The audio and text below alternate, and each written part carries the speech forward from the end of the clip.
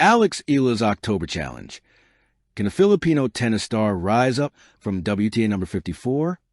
It's the final morning of September in Madrid.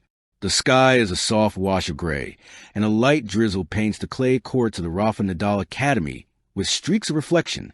Alex Eala stands at the baseline, racket in hand, her breath visible in the cool air.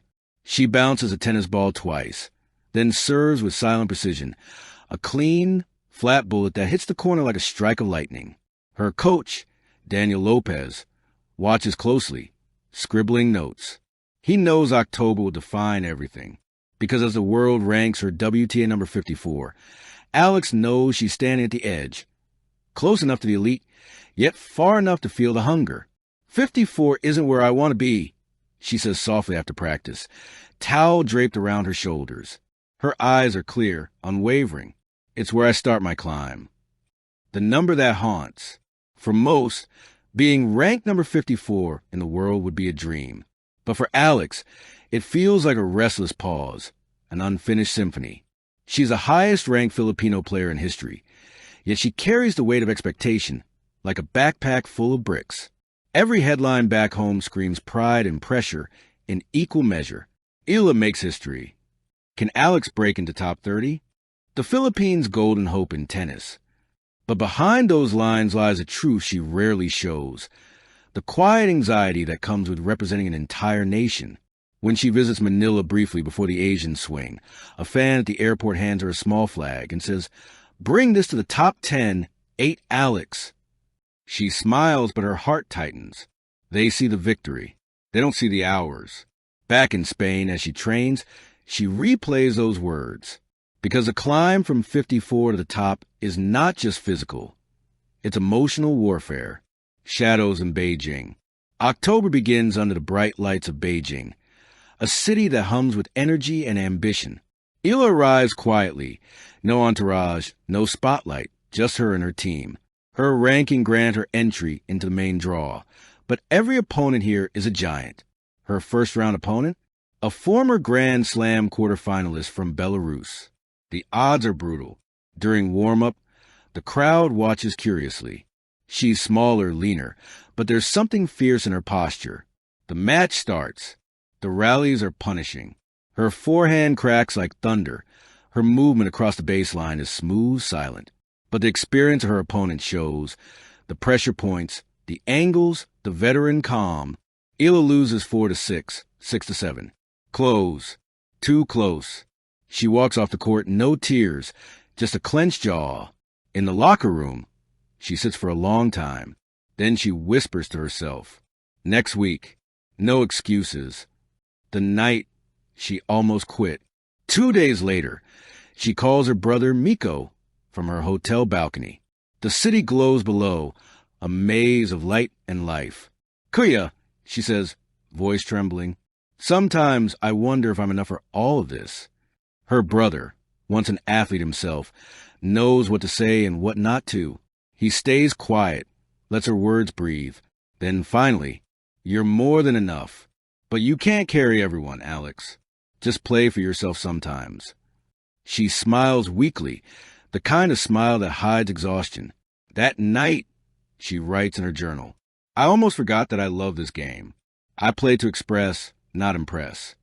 The next morning, she wakes up early and hits the court again. This time, there's no anger, just rhythm. Tokyo calling. From Beijing, the road winds to Tokyo, where the Japan Open looms. Her ranking of number 54 makes her a mid-seed in qualifying, but she's eager to fight through. The Japanese crowd remembers her from last year's battles.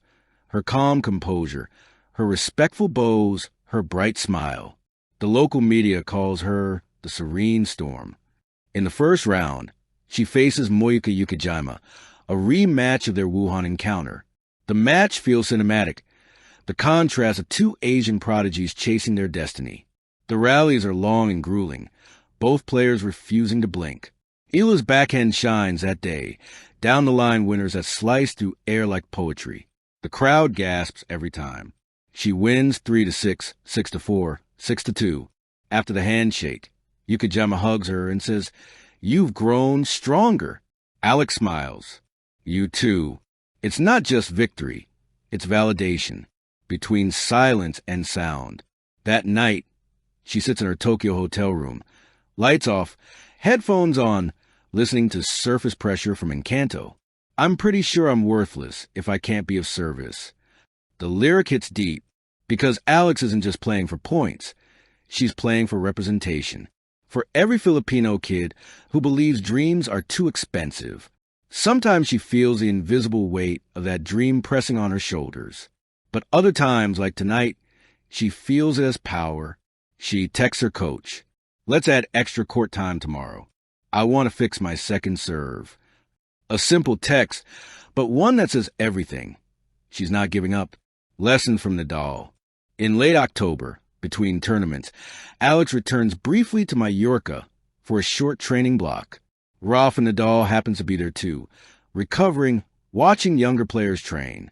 When Alex sees him, she freezes, like a student meeting her mentor after a long time. He walks over, smiling. How are you, Alex? Learning, Rafa, she replies. He laughs softly. Always. But remember, tennis is not about ranking. It's about consistency and belief. If you stay true, the numbers will follow. Those words echo for days. Singapore nights. The final stop of her October journey. Singapore. The humidity hits her like a wave, but she loves it. It reminds her of home. The crowd, filled with Filipino expatriates, waves flags and sings chants. Laban Alex. She waves back, smiling. This time, the energy feels different. She's lighter, more confident. She's not chasing ranking points. She's chasing rhythm. Round by round, she climbs. A first-round win, then a gritty 3-set comeback in second. By the quarterfinal, she faces a top 20 seed. The match stretches over 2 hours of brilliance and heartbreak. She saves 5 match points before losing 7-6, 3-6, 6-7. The crowd gives her a standing ovation.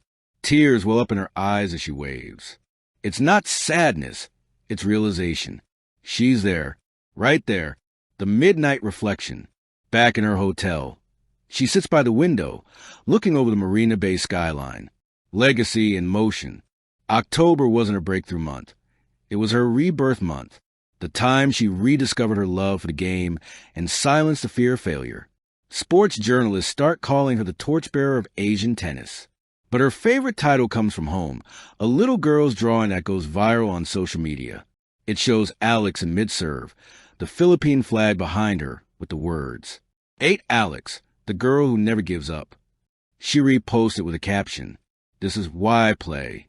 Epilogue, the climb continues. As November dawns, Alex Eala stands on the edge of something extraordinary. The world now knows her name, not just as a Filipino athlete, but as a force of perseverance, humility, and brilliance. The climb from number 54 was never just about numbers. It was about rediscovering purpose, surviving pressure, and reigniting passion.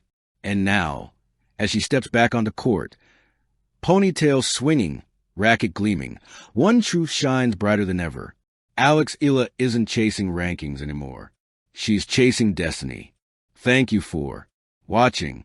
Please don't forget to hit the subscribe button, like, and share. Till next time.